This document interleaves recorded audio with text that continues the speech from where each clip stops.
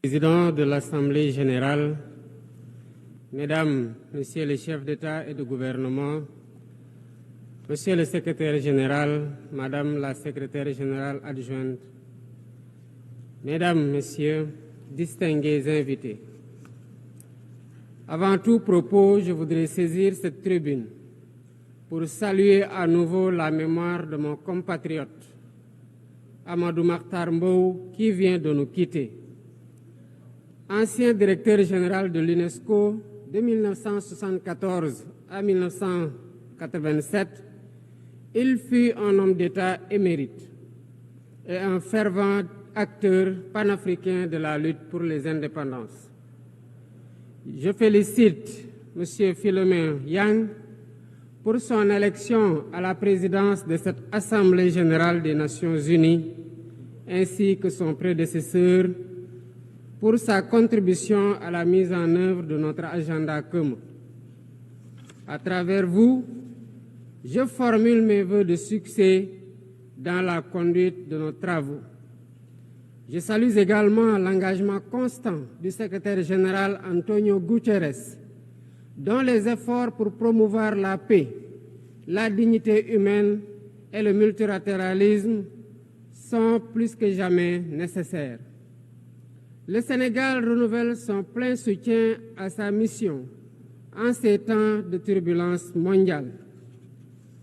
En prenant la parole aujourd'hui, je suis habité d'une conviction profonde: l'unité dans la diversité est la clé pour garantir le développement durable et la dignité humaine pour tous, partout dans le monde.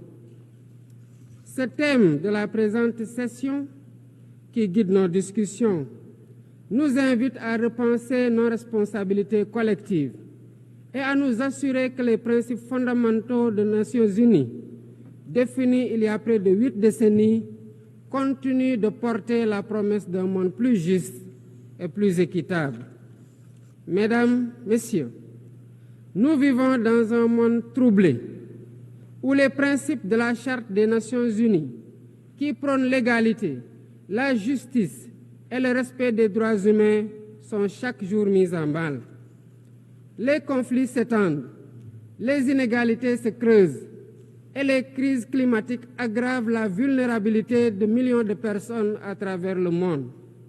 De surcroît, nous assistons à une remise en cause inquiétante du multilatéralisme, à un moment où l'humanité en a le plus besoin. Le monde doit se regarder en face, sans complaisance. Les valeurs que nous avons juré de défendre sont piétinées dans plusieurs régions du globe. Que l'on soit à Gaza, à Tel Aviv, à Dakar ou ailleurs, chaque être humain est porteur de cette égale dignité, une dignité qui transcende les frontières, les cultures et les appartenances religieuses.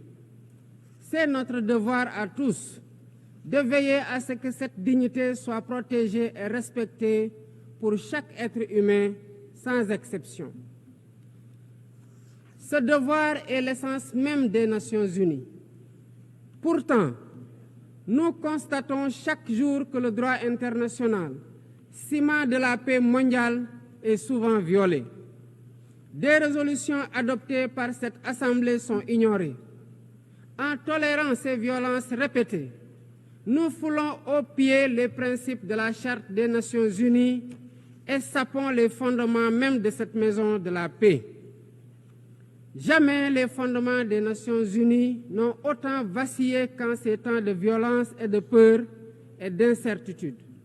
Si nous voulons éloigner le spectre de la guerre et œuvrer à l'avènement d'un monde meilleur, alors il est temps de changer les paradigmes. Il est temps de remettre l'humain au centre de l'agenda international, comme nous y invite le thème de cette session. Monsieur le Président, Mesdames, Messieurs, nous ne voulons plus fermer les yeux sur la tragédie qui se déroule dans le Sahel. Des groupes terroristes sèment la terreur, pillent, tuent les populations civiles innocentes.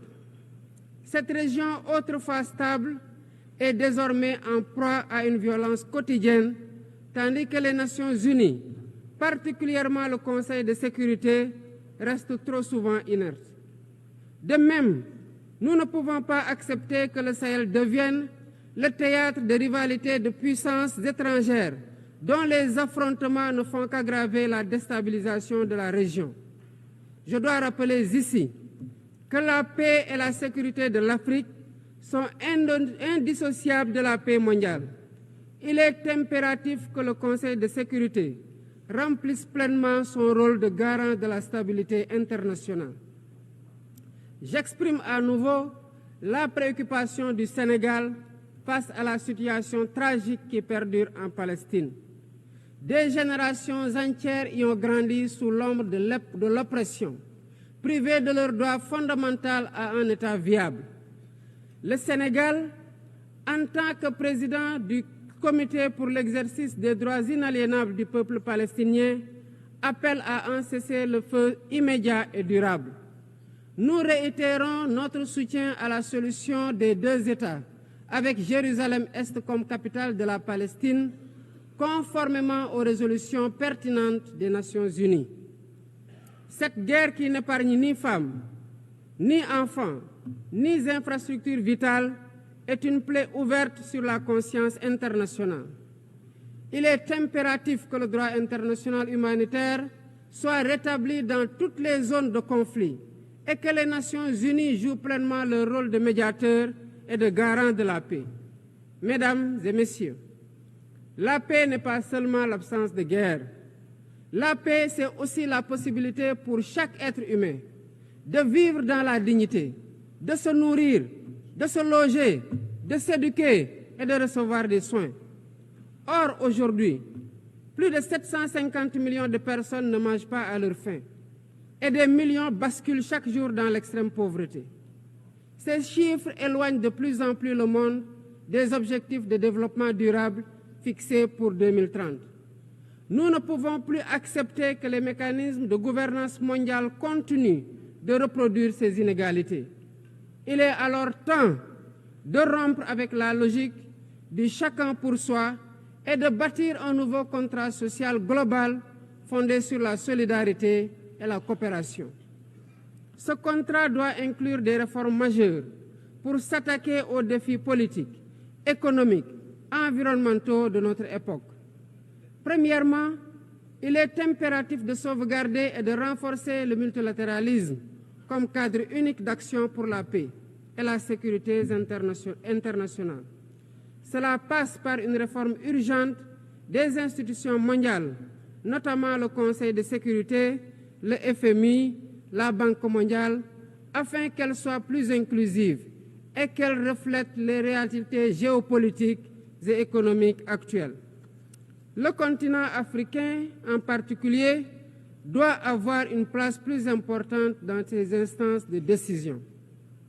Deuxièmement, il est temps de corriger les injustices économiques qui freinent le développement de nombreux pays du Sud.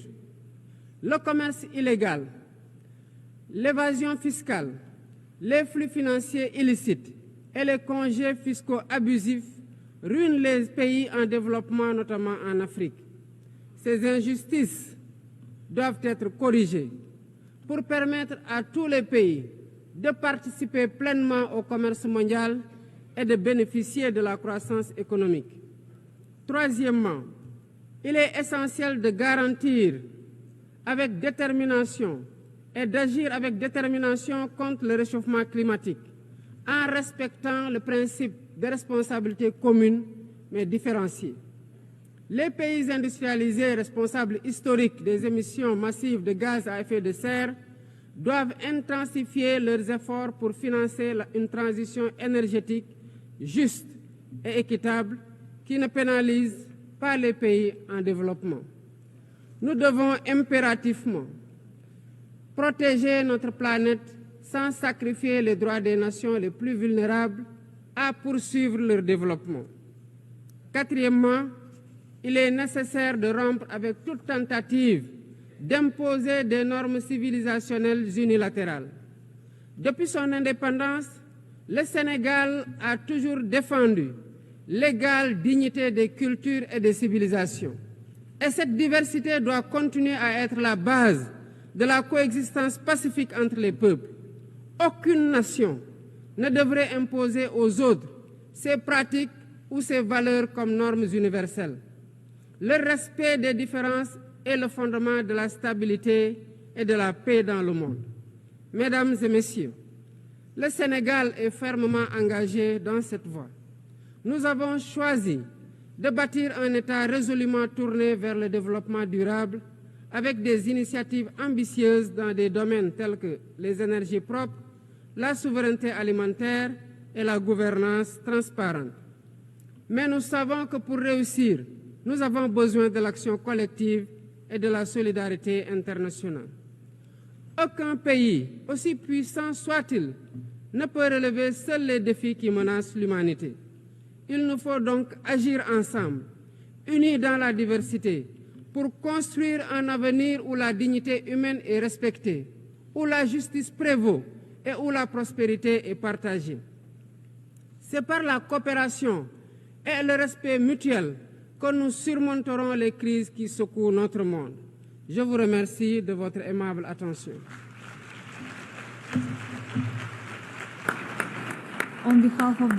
Au nom de l'Assemblée, je remercie le président de la République du Sénégal.